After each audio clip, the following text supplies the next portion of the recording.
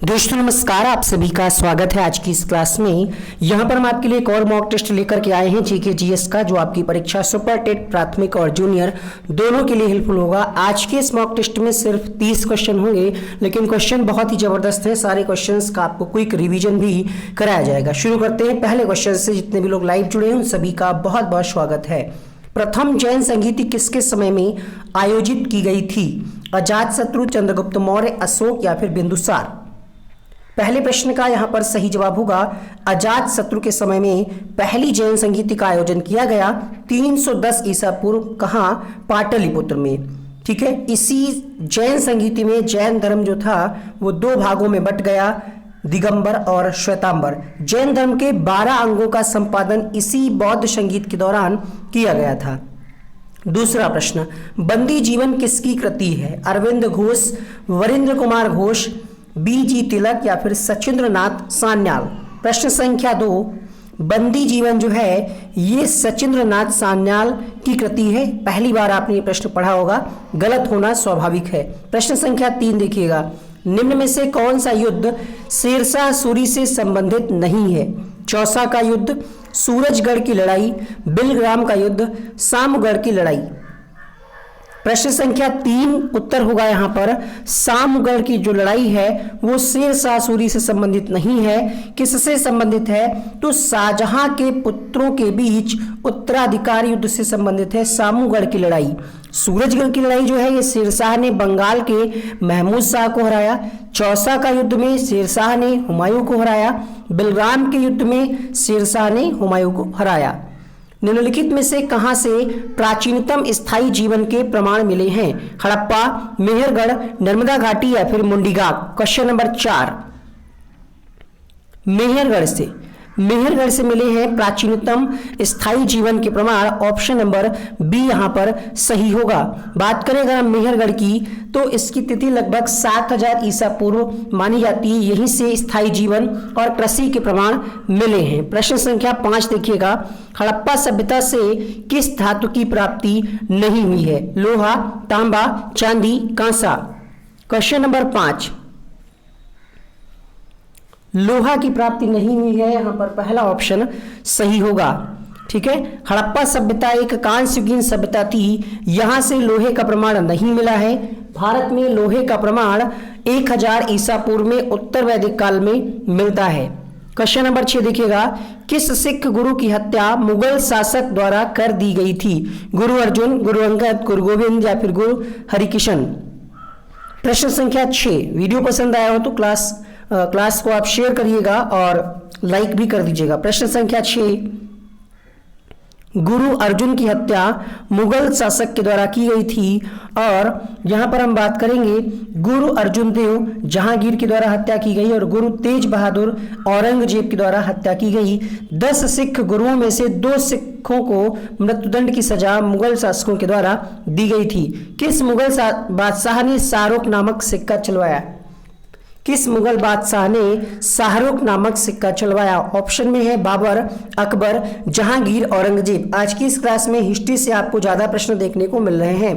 प्रश्न संख्या 7 उत्तर होगा यहाँ पर बाबर, अर्थात पहला ऑप्शन सही होगा। मुगल सम्राट बाबर ने काबुल में शाहरुख नामक चांदी का सिक्का तथा कंधार में चांदी का सिक्का चलाया। शाहरुख अपने पूर्वज और बाबरी स्वयं के नाम से था। यहाँ पर कुछ युद्ध दिए हैं, एक आध प्रश्न आपकी परीक्षा में ऐसे भी आएंगे ताकि आपका टाइम वेस्ट हो, आप उलझे रहें ऐसे प्रश्नों में। अगर आपको जानकारी हो तभी ऐसे प्रश्नों को टच करिएगा, वरना आप इसको स्किप कर दीजिएगा उस समय के लिए। अगर लास्ट में समय बचता है तब आप हल करिएगा। 8वें प्रश्न में यहाँ पे कुछ कालक्रम दिया हुआ है। सामगढ़ का युद्ध दिया है, खानवा का युद्ध दिया है, चौसा का है, फिर घाघरा का है। आपको बताना है पहले कौन हुआ, उसके बाद कौन सा युद्ध हुआ। इस क्रम को आपको मेंटेन करना है। तो देखिएगा यहाँ पर सबसे पहले हुआ खानवा का युद्ध। ठीक है, खानवा का युद्ध सबसे पहले हुआ, कब हुआ इसकी भी डिटेल हम आपको बताएंगे। उसके बाद हुआ आपका घाघरा का युद्ध और उसके बाद हुआ चौसा का युद्ध और सामूगढ़ का युद्ध सबसे लास्ट में। तो इस क्रम को अगर आप मेंटेन करेंगे, पहला ऑप्शन यहाँ पर सही होगा, 2 4 3 1। खानवा का युद्ध कब हुआ? 1527 में। घाघरा का युद्ध हुआ 1529 में। चौसा का युद्ध हुआ 1539 में। सामूगढ़ का युद्ध हुआ 1658 में। किनके बीच हुआ, इसकी भी डिटेल यहाँ पर दी गई है। बाबर और राणा सांगा के बीच हुआ खानवा का युद्ध। घाघरा का युद्ध हुआ 1529 में बाबर और महमूद लोदी के बीच। ठीक है, आप सारी डिटेल को यहां से लिख सकते हैं। किस सूफी संत को महबूब ए इलाही के नाम से जाना जाता है? बाबा फरीद, ख्वाजा मोइनुद्दीन चिश्ती, शेख निजामुद्दीन औलिया या फिर शेख सलीम चिश्ती। प्रश्न संख्या 9, महबूब ए इलाही के नाम से किसको जाना जाता है? उत्तर होगा यहाँ पर शेख निजामुद्दीन औलिया को जाना जाता है। सी ऑप्शन यहाँ पर करेक्ट होगा। चिश्ती सिलसिले के प्रमुख संत शेख निजामुद्दीन औलिया महबूब ए इलाही नाम से प्रसिद्ध थे। दक्षिणी दिल्ली में स्थित हजरत निजामुद्दीन औलिया का मकबरा सूफी काल की एक पवित्र दरगाह है। भारतीय अकाल संहिता का निर्माण किस आयोग द्वारा किया गया था? स्ट्रेची आयोग, हंटर आयोग, ली आयोग, स्मिथ समिति। मोस्ट इंपॉर्टेंट प्रश्न है, बहुत ज्यादा प्रश्न आपके सही नहीं हो रहे होंगे, हमें पता है। क्वेश्चन नंबर 10 का आंसर होगा स्ट्रेची आयोग के द्वारा भारतीय अकाल संहिता का निर्माण किया गया। 1878 में स्ट्रेची आयोग बनाया गया था, जिसकी अनुशंसा पर 1883 में अकाल संहिता बनाई गई। इस संहिता में खाद्य भाव का पता लगाने के लिए प्रक्रिया निर्धारित की गई। अखिल भारतीय ट्रेड यूनियन कांग्रेस के पहले अधिवेशन की अध्यक्षता किसने की? गोपाल कृष्ण गोखले, विपिन चंद्रपाल, लाला लाजपत राय या फिर एम.एन. राय। प्रश्न संख्या 11, 11वें प्रश्न का सही जवाब होगा यहां पर लाला लाजपत राय जी के द्वारा अखिल भारतीय ट्रेड यूनियन कांग्रेस के पहले अधिवेशन की अध्यक्षता की गई। 1920 में अखिल भारतीय ट्रेड यूनियन कांग्रेस की स्थापना किसने की? तो N.M. जोशी के द्वारा की गई। वामपंथी विचारों पर आधारित फॉरवर्ड ब्लॉक की स्थापना कब हुई? 1937, 1938, 1939 या फिर 1941। क्वेश्चन नंबर 12, उत्तर होगा यहां पर 1939 में। 1939 में फॉरवर्ड ब्लॉक की स्थापना की गई। त्रिपुरी संकट के बाद सुभाष चंद्र बोस ने अध्यक्ष पद से इस्तीफा दे दिया और कांग्रेस को जनता की स्वतंत्र होने की इच्छा, लोकतंत्र और क्रांति का प्रतीक बनाने के लिए 1939 में कांग्रेस के भीतर फॉरवर्ड ब्लॉक की स्थापना की गई। अगला प्रश्न देखिएगा, निम्नलिखित पार्टियों में से किसने भारत छोड़ो आंदोलन 1942 का समर्थन नहीं किया? Hindu Mahasabha, Muslim League, Communist Party of India. यहां पर आपको कूट आधारित उत्तर देना है कि किस पार्टी ने भारत छोड़ो आंदोलन का समर्थन नहीं किया। प्रश्न संख्या 13, तो देखिएगा इन तीनों ने ही समर्थन नहीं किया, मुस्लिम लीग, हिंदू महासभा और कम्युनिस्ट पार्टी ऑफ इंडिया। तो यहां पर आंसर क्या होगा? ऑप्शन नंबर डी के साथ। स्पीड तेज है क्या? कुछ लोग कह रहे हैं स्पीड तेज है भाई, चलिए धीरे से पढ़ा देते हैं। बटलर कमेटी का उद्देश्य क्या था? प्रश्न संख्या 14, ब्रिटिश सत्ता एवं देशी राज्यों के मध्य संबंधों को सुधारना, सरकार के लोकनीति को बढ़ावा देना, समाचार पत्रों पर प्रतिबंध लगाना, शिक्षा में सुधार लाना। आपको बटलर कमेटी के बारे में थोड़ा सा जानकारी होनी चाहिए, पढ़ लीजिएगा, इसके बारे में हम आपको शॉर्ट में बता देंगे। तो बटलर कमेटी जो आई थी 1927 में, इसका उद्देश्य था ब्रिटिश सत्ता एवं देशी राज्यों के मध्य संबंधों को सुधारना, अर्थात पहला ऑप्शन यहाँ पर सही होगा।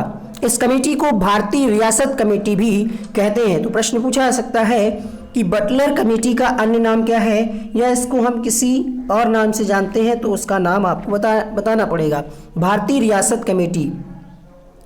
भगत सिंह एवं बटुकेश्वर दत्त ने केंद्रीय विधानसभा में किसके विरोध में बम फेंके थे? Simon commission, public safety bill, trade dispute bill या फिर बी और सी, यानी पब्लिक सेफ्टी और ट्रेड डिस्प्यूट दोनों। प्रश्न संख्या 15, उत्तर होगा यहाँ पर बी और सी दोनों, अर्थात पब्लिक सेफ्टी बिल और ट्रेड डिस्प्यूट बिल। ठीक है, इनके विरोध में भगत सिंह और बटुकेश्वर दत्त के द्वारा बम फेंके गए 8 अप्रैल 1929 को। 8 अप्रैल 1929 को। भारत के कितने राज्य पाकिस्तान के साथ सीमा साझा करते हैं? 3, 2, 4 या फिर 5। प्रश्न संख्या 16, 16वें प्रश्न के लिए हम आंसर करेंगे यहां पर, और यहां पर उत्तर होगा 3 राज्य। कौन कौन से वो 3 राज्य हैं, आइए जानते हैं। 3 राज्यों की अगर हम बात करें तो गुजरात है, राजस्थान है, पंजाब है। केंद्र शासित प्रदेश की बात करें तो जम्मू कश्मीर और लद्दाख, ये पाकिस्तान के साथ सीमा साझा करते हैं। वायुमंडल में उपस्थित निम्न गैसों का उनका प्रतिशतता के अनुसार अवरोही क्रम आपको बताना है। प्रश्न संख्या 17 साइंस से प्रश्न यहां पर देखिए, यहां पर दिया हुआ है कार्बन डाइऑक्साइड है, हीलियम है, नियॉन है और आर्गन है। तो जो सही क्रम है वो है आपका पहला ऑप्शन। किस तरीके से है, क्या प्रतिशत होता है, तो वायुमंडल में जो गैसों का अवरोही क्रम है, नाइट्रोजन 78% आप जानते होंगे, ऑक्सीजन 21% कहा जाता है, आर्गन 0.93%। तो यहाँ पर जो क्रम हो जाएगा वो आर्गन सबसे पहले आ जाएगा, उसके बाद कार्बन डाइऑक्साइड, उसके बाद और अन्य गैसें जो हैं। ठीक है, कार्बन डाइऑक्साइड कितना है 0.036%, नियॉन कितना है 0.002%, हीलियम का प्रतिशत है 0.0005%। ये आप ध्यान रखिएगा। भारत में निम्न में से किस क्रम की चट्टान भवन निर्माण हेतु उपयुक्त चूना पत्थर, बलुआ, सजावटी पत्थरों के लिए प्रसिद्ध है? गोंडवाना शैल समूह की चट्टान, कड़प्पा शैल समूह की चट्टान, विंध्यन शैल समूह की चट्टान या फिर धारवाड़ शैल समूह की चट्टान? Question number 18। ऐसे प्रश्न आपने कभी नहीं पढ़े होंगे आज से पहले। उत्तर होगा यहाँ पर ऑप्शन नंबर सी के साथ विंध्यन शैल। यहाँ पे टाइपिंग मिस्टेक है, शैल होगा। ठीक है, आप समझ रहे होंगे। ठीक है, आंसर क्या होगा यहाँ पर ऑप्शन नंबर सी। भारत के शैल समूहों में विंध्य शैल समूह की चट्टानें भवन निर्माण हेतु उपयुक्त चूना, बलुआ पत्थर एवं सजावटी पत्थर हेतु प्रसिद्ध है। इन चट्टानों का विस्तार राजस्थान, मध्य प्रदेश, छत्तीसगढ़, उत्तर प्रदेश में विस्तृत है। पवनों की दिशा एवं वेग के संबंध में कौन सा कथन गलत है? पहला ऑप्शन है वायुमंडलीय दाब में भिन्नता के कारण वायु गतिमान होती है। दूसरा, धरातलीय विषमताओं के कारण घर्षण पैदा होता है जो पवनों की गति को प्रभावित करता है। तीसरा, कोरियोलिस बल पवनों की दिशा को प्रभावित नहीं करता। चौथा कह रहा है प्रचलित पवनें व्यापारिक पछुआ और ध्रुवी पवनों के रूप में प्रवाहित होती हैं। प्रश्न संख्या 19। देखिए यहाँ पे गलत कथन पूछ रहा है, आपको हम समय दे रहे हैं 20 सेकेंड का, पढ़िएगा। पवनों की जो दिशा है और वेग के संबंध में 4 ऑप्शन है, पढ़ लीजिए अच्छे से। प्रश्न संख्या 19 उत्तर होगा यहाँ पर। कहा जा रहा है कोरियोलिस बल पवनों की दिशा को प्रभावित नहीं करता। ये बात गलत है क्योंकि इसका प्रभाव पड़ता है। कोरियोलिस बल से पवनों की दिशा प्रभावित होती है। उत्तरी गोलार्ध में पवनों की दिशा दाहिनी ओर और दक्षिणी गोलार्ध में बाईं ओर मुड़ जाती है। एक बार स्क्रीनशॉट ले लीजिए आप इस प्रश्न का और अच्छे से इसको समझ लीजिएगा। आगे बढ़ते हैं क्वेश्चन नंबर 20 के लिए। चित्रकूट जलप्रपात को भारत का नियाग्रा जलप्रपात की संज्ञा दी जाती है। ये किस नदी पर स्थित है? यानी जो चित्रकूट जलप्रपात है वो किस नदी पर स्थित है? क्वेश्चन नंबर 20 में कितने 10 सही हुए या 8? बताइए कमेंट करके। इंद्रावती नदी पर है, ये छत्तीसगढ़ में है। कहाँ है? छत्तीसगढ़ के बस्तर जिले में है। और इंद्रावती जो है ये गोदावरी की सहायक नदी है। पूछा जा रहा है यहाँ पर गलत कथन कौन सा है? माउली नेशनल पार्क दिया है जो कि अरुणाचल प्रदेश में दिया है। यहाँ पर इटांकी नागालैंड दिया है, मुरलेन नेशनल पार्क। 21वां प्रश्न यहाँ पर आपसे पूछा जा रहा है निम्नलिखित में से कौन सा कथन असत्य है? Mouling national park Arunachal Pradesh, Intanki national park Nagaland, Murlen national park Assam और बलफक्रम नेशनल पार्क मेघालय। ऐसे आपने नाम इससे पहले शायद इन नेशनल पार्कों के बारे में शायद कभी नहीं सुना होगा। देखिएगा यहाँ पर गलत वाला आपसे पूछा जा रहा है। तो जो मुरलेन नेशनल पार्क है ये कहाँ? असम में नहीं है, ये कहाँ है? मिजोरम में। यहाँ पे आंसर लिखा था, कुछ लोग समझ गए होंगे। तो इसका आंसर क्या जाएगा? ऑप्शन नंबर सी के साथ। अगला देखिएगा, ऊष्मागतिकी रूप से कार्बन का सर्वाधिक स्थायी रूप कौन सा है? हीरा, ग्रेफाइट, फुलेरीन, कोयला? उत्तर होगा यहाँ पर ग्रेफाइट। ऑप्शन नंबर बी यहाँ पर करेक्ट होगा। कार्बन के क्रिस्टली और अक्रिस्टली दोनों ही अपर रूप होते हैं। हीरा एवं ग्रेफाइट कार्बन के क्रिस्टली जबकि फुलरीन्स अक्रिस्टली अपरूप है। ग्रेफाइट विद्युत एवं ऊष्मा का सुचालक है। यह भी प्रश्न पूछा गया है। ऊष्मागतिक रूप से कार्बन का सर्वाधिक स्थायी अपरूप ग्रेफाइट है। प्रश्न क्या पूछ रहा था? ऊष्मागतिकी रूप से कार्बन का सर्वाधिक स्थायी रूप क्या है? कार्बन का। तो क्या हो जाएगा इसका आंसर? अभी भी हमने आपको क्या बताया? ग्रेफाइट। अगला प्रश्न देखिएगा, वाष्पन की क्रिया निम्न में से किस पर निर्भर नहीं करती? क्वथनांक का कम होना, द्रव का ताप, आयतन या फिर द्रव के खुले पृष्ठ का क्षेत्रफल? किस पर निर्भर नहीं करता। 23वां प्रश्न आपकी स्क्रीन पे, क्वेश्चन नंबर 23, आयतन पर निर्भर नहीं करता। यहां पर सी विकल्प अगर आपने लगाया है, जवाब बिल्कुल सही है। क्वथनांक से कम तापमान पर द्रव के वाष्प में परिवर्तित होने की प्रक्रिया ही वाष्पन कहलाती है। वाष्पन किस पर निर्भर करेगी? क्वथनांक का कम होना, क्योंकि क्वथनांक जितना कम होगा क्रिया उतनी ही अधिक तेजी से होगी, स्पीड से होगी। द्रव का ताप अधिक होने पर वाष्पन अधिक होगा। पृष्ठ का क्षेत्रफल अधिक होने पर वाष्पन तेजी से होगा। ठीक है, तो ये सारी चीजें आपको ध्यान रखनी है। जब प्रकाश की किरण किसी कोलाइड या निलंबन से गुजरता है तो टिंडल प्रभाव को प्रदर्शित करता है। इसमें प्रकाश की कौन सी परिघटना होती है? प्रकाश का परावर्तन, प्रकाश का अपवर्तन, प्रकाश का प्रकीर्णन, प्रकाश का विसरण। 24वां प्रश्न आपकी स्क्रीन पे, जूनियर सुपर टेट में ऐसे ही प्रश्न आने वाले हैं। उत्तर होगा यहाँ पर प्रकाश का प्रकीर्णन, ऑप्शन नंबर सी सही होगा। इसे टिंडल प्रभाव कहते हैं। कमरे के छोटे छिद्र से प्रकाश किरण आने पर टिंडल प्रभाव देखा जा सकता है। घने जंगल के आच्छादन से सूर्य की किरण, मतलब बहुत ज्यादा अंधेरा हो, जैसे कमरा यहाँ पे बंद हो और छोटा सा कोई होल हो, इसमें से उजाला आए, तो ये होता है टिंडल प्रभाव। क्या कहा जा रहा है? जब प्रकाश की किरण किसी कोलाइड या निलंबन से गुजरता है तो इसको टिंडल प्रभाव कहते हैं। इसमें प्रकाश की कौन सी परिघटना? तो इसको हम कहते हैं प्रकाश का प्रकीर्णन कहते हैं। ठीक है, चलिए अगला प्रश्न देखिएगा। जब किसी वस्तु को पृथ्वी से चांद पर ले जाया जाए तो इससे क्या होगा? भार और द्रव्यमान दोनों समान रहेंगे, भार बदल जाएगा, द्रव्यमान समान रहेगा, भार व द्रव्यमान दोनों बदल जाएंगे, या फिर द्रव्यमान बदल जाएगा, भार अपरिवर्तित रहेगा। क्वेश्चन नंबर 25, तो उत्तर क्या होगा? भार बदल जाता है परंतु द्रव्यमान समान रहते हैं। जब आप किसी भी वस्तु को पृथ्वी से चांद पर ले जाएंगे तो गुरुत्वाकर्षण का मान पृथ्वी से भिन्न होगा वहां पर। तो क्या होगा? ये प्रश्न पूछा गया है, सीटेट यूपीटेट में भी पूछा गया है। आपने एक फार्मूला पढ़ा होगा, भार बराबर क्या होता है? द्रव्यमान गुणे गुरुत्वीकरण। इसलिए वहां वस्तु का पृथ्वी पर वस्तु के भार का 1/6 हो जाता है, लेकिन द्रव्यमान वही रहेगा, यानी भार बदलेगा, द्रव्यमान वही रहेगा। तो यहां पर आपसे प्रश्न पूछा जा रहा था कि अगर किसी वस्तु को पृथ्वी से अगर आप चांद पर ले जाते हैं तो क्या होगा? भार बदल जाएगा, द्रव्यमान वही रहेगा। सौर ऊर्जा का रूपांतर रासायनिक ऊर्जा में किस प्रक्रिया के द्वारा होता है? किरणन में, सौर सेल में, परासरण में, या फिर प्रकाश संश्लेषण के दौरान? प्रकाश संश्लेषण के दौरान सौर ऊर्जा का रूपांतरण रासायनिक ऊर्जा में होता है। ठीक है, आपको पता ही होगा पेड़ पौधे क्या करते हैं? सूर्य के प्रकाश की उपस्थिति में क्लोरोफिल की मदद से अपना भोजन बनाते हैं और इससे सौर ऊर्जा का रूपांतरण रासायनिक ऊर्जा में होता है। निम्न में से कौन सी तरंग निर्वात में गमन नहीं करती? ध्वनि, प्रकाश, पराबैंगनी, या फिर ऊष्मा? क्वेश्चन नंबर 27, तो ध्वनि जो है ये निर्वात में गमन नहीं करती। अगला प्रश्न देखिएगा, इसके बारे में जान लीजिए, क्योंकि ध्वनि को गमन करने के लिए कोई ना कोई माध्यम चाहिए, है ना। हवा जैसे माध्यम हो गया। तो ठोस में ध्वनि की सबसे अधिक चाल होती है, चाल सबसे अधिक होती है। निर्वात में चाल क्या होती है? शून्य हो जाती है। ऐसे भी प्रश्न पूछा जा सकता है कि ध्वनि की चाल निर्वात में होती है, शून्य होती है, अनंत होती है ना, धनात्मक होती, ऋणात्मक, ध्यान रखिएगा, शून्य होती है। मानव शरीर के निम्नलिखित भागों में से किसमें निषेचन की क्रिया होती है? गर्भाशय में, अंडवाहिनी में, अंडग्रंथि में, या फिर यौन मार्ग में? क्वेश्चन नंबर 28,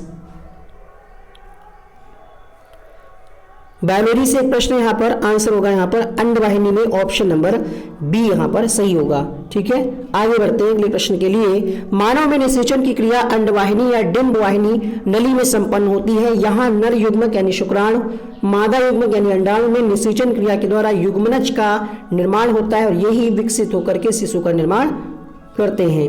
निम्न में से कौन सा जीव एक कोशिकी नहीं है? अमीबा, क्लाइमाइडोमोनास, जीवाणु, या फिर कवक? देखिए, इस वीडियो को आप ज़्यादा से ज़्यादा लोगों तक पहुंचाएं, क्योंकि ऐसे क्वेश्चंस आपको ढूंढने से नहीं मिलेंगे अच्छी अच्छी किताबों में भी, और संख्या कम होती है थोड़ा सा डिमोटिवेट हो जाते हैं हम भी। एक कोशिकीय जीव नहीं है। क्वेश्चन नंबर 29, उत्तर होगा यहाँ पर कवक जो है ये एक कोशिकीय जीव नहीं है। अमीबा, क्लाइमाइडोमोनास जीवाणु एक कोशिकीय जीव के अंतर्गत आते हैं। आगे बढ़ेंगे अगले प्रश्न के लिए। सिस्टेमा नेचुरी नामक पुस्तक किसके द्वारा लिखी गई है? प्रश्न संख्या 30। डार्विन, कार्ल लिनियस, लैमार्क या फिर अर्नेस्ट हैकल? प्रश्न संख्या 30 उत्तर होगा कार्ल लिनियस की बुक है सिस्टेमा नेचुरी। ठीक है, अब यहाँ पे इस पीडीएफ में टोटल वैसे तो हम 50 क्वेश्चंस लेकर के आए थे, बट इसका हम पार्ट 2 में इसके आगे के क्वेश्चंस करा देंगे। आप परेशान मत होइएगा, सारे क्वेश्चंस का रिवीजन कर लीजिए, है ना। 50 क्वेश्चन है इसमें, अब 30 क्वेश्चन का रिवीजन करा देते हैं ताकि जो प्रश्न आपके गलत हुए थे वो ये अब याद हो जाए। पहला प्रश्न था आपके सामने कि प्रथम जैन संगीति किसके? तो अजात शत्रु के समय में आयोजित की गई थी। दूसरा प्रश्न है बंदी जीवन किसकी कृति है? प्रश्न संख्या 2 उत्तर होगा सचिंद्रनाथ सान्याल की कृति है ये। और शेरशाह सूरी से कौन संबंधित नहीं है? तो सामूगढ़ की लड़ाई संबंधित नहीं है। और उत्तर होगा यहाँ पे प्रश्न संख्या 4 के लिए मेहरगढ़। प्रश्न संख्या 5 देखिएगा, हड़प्पा सभ्यता से किस धातु की प्राप्ति नहीं हुई? तो लोहा की प्राप्ति नहीं हुई, ये ऑप्शन यहाँ पर सही होगा। क्वेश्चन नंबर 6 की बात करें तो गुरु अर्जुन की हत्या मुगल शासक के द्वारा की गई। शाहरुख नाम का सिक्का किसने चलवाया? बाबर ने चलवाया। क्वेश्चन नंबर 8 देखिएगा, इसका क्रम यहाँ पर पहला वाला सही हुआ था। अगला प्रश्न देखिएगा क्वेश्चन नंबर 9, महबूब इलाही के नाम से किसे जाना जाता है? उत्तर होगा यहाँ पर शेख निजामुद्दीन औलिया को। अगला प्रश्न देखिएगा क्वेश्चन नंबर अगला, भारतीय आकाश संहिता का निर्माण किसके द्वारा किया गया? किस आयोग की संस्तुति पर किया गया? तो स्ट्रेची आयोग। अखिल भारतीय ट्रेड यूनियन कांग्रेस के पहले अधिवेशन की अध्यक्षता किसने की? क्वेश्चन नंबर 11 लाला लाजपत राय के द्वारा की गई। अगला प्रश्न देखिएगा, वामपंथी विचारों पर आधारित फॉरवर्ड ब्लॉक की स्थापना किसने की? क्वेश्चन नंबर 12 किसने की हम आपको बता ही चुके हैं, 1939 में की गई थी इसकी स्थापना। अगला प्रश्न देखिएगा, इन तीनों ने पार्टिसिपेट नहीं किया था, समर्थन नहीं किया था भारत छोड़ो आंदोलन में। क्वेश्चन नंबर 14 देखिएगा, बटलर कमेटी का उद्देश्य क्या था? प्रश्न संख्या 14 उत्तर होगा ब्रिटिश सत्ता तथा देशी राज्यों के मध्य संबंधों को सुधारना। अगला प्रश्न यहाँ पर किसके विरोध में बम फेंका था? क्वेश्चन नंबर 15 तो उत्तर होगा बी और सी अर्थात पब्लिक सेफ्टी बिल और ट्रेड डिस्प्यूट बिल के विरोध में बम फेंकने का कार्य इनके द्वारा किया गया। भारत के 3 राज्य ऐसे हैं जो पाकिस्तान के साथ सीमा साझा करते हैं। यहाँ पर गैसों का सही क्रम है पहला ऑप्शन में। क्वेश्चन नंबर 18 देखिएगा, 18वें प्रश्न का आंसर। कुछ लोगों को देखिए म्यूजिक वाला रिवीजन नहीं पसंद आता है, वैसे म्यूजिक रिवीजन करा रहे थे बट कुछ लोगों को नहीं पसंद आया तो आज हम बुल करके करा रहे हैं। क्वेश्चन नंबर 18 का सी ऑप्शन सही होगा। 19वां प्रश्न थोड़ा सा कठिन था, साइंस से अगर आपने पढ़ा होगा तो यहाँ पर हमने आपको बताया था कि कोरियस बल पवनों की दिशा को प्रभावित नहीं करता है। ये बात असत्य है क्योंकि ये पवनों की दिशा को प्रभावित करता है। चित्रकूट जलप्रपात जो है ये इंद्रावती नदी पर है। अगला प्रश्न देखिएगा, असत्य कथन कौन सा है? तो यहाँ पर सी मोरलेन नेशनल पार्क कहाँ है? ये मिजोरम में है और यहाँ पर असम दिया हुआ है। क्वेश्चन नंबर 22 की बात करें तो इसका आंसर होगा ग्रेफाइट अर्थात ऑप्शन नंबर बी सही होगा। 23वां प्रश्न यहाँ पर वाष्पन की क्रिया किस पर निर्भर नहीं करती है? क्वेश्चन नंबर 23 उत्तर होगा आयतन पर निर्भर नहीं करती। वाष्पन की क्रिया आयतन पर निर्भर नहीं करती, इसको हम कहते हैं प्रकाश का प्रकीर्णन। ऑप्शन नंबर सी यहाँ पर 24 के लिए सही होगा। 25वें प्रश्न की बात करें तो अगर आप चांद पर ले जाएंगे किसी भी वस्तु को पृथ्वी से, क्या अंतर आएगा? 25 के लिए भार बदल जाएगा, द्रव्यमान समान रहेगा। 26वां प्रश्न देखिएगा, यहाँ पर प्रकाश संश्लेषण के दौरान सौर ऊर्जा का रूपांतरण रासायनिक ऊर्जा के रूप में होता है। क्वेश्चन नंबर 27, ध्वनि जो है ये निर्वात में गमन नहीं करती, शून्य होती है इसकी चाल। मानव शरीर के निम्नलिखित किस भाग में निषेचन की प्रक्रिया होती है? तो अंडवाहिनी में। ऑप्शन नंबर बी सही होगा 28 के लिए। अगला प्रश्न देखिए, कवक जो है कि उसकी नहीं होते हैं, बाकी सारे हैं यहाँ पर जो ऑप्शन दिए गए हैं। क्वेश्चन नंबर 30 देखिएगा, सिस्टेमा नेचुरी नामक पुस्तक किसने लिखी? क्वेश्चन नंबर 30 उत्तर होगा यहाँ पर कार्ल लिनियस। ये क्वेश्चंस आपके ईवीएस वाले सेक्शन में भी यूपी टेट में पूछे जा सकते हैं। 31वें प्रश्न का उत्तर आपको कमेंट बॉक्स में लिखना है। भोजन का सर्वाधिक अवशोषण कहाँ होता है? कमेंट बॉक्स में लिखिएगा। यहाँ पर कुछ अन्य वीडियोस के थंबनेल बन करके आ रहे हैं, यहीं से आप क्लिक करके प्ले करके देख सकते हैं। इस क्लास में जुड़ने के लिए बहुत बहुत शुक्रिया। 4 बजे क्लास आपको मिलेगी हिंदी की, 5 बजे गणित, 1 बजे संस्कृत। ज्वाइन करिए फ्री क्लासेस।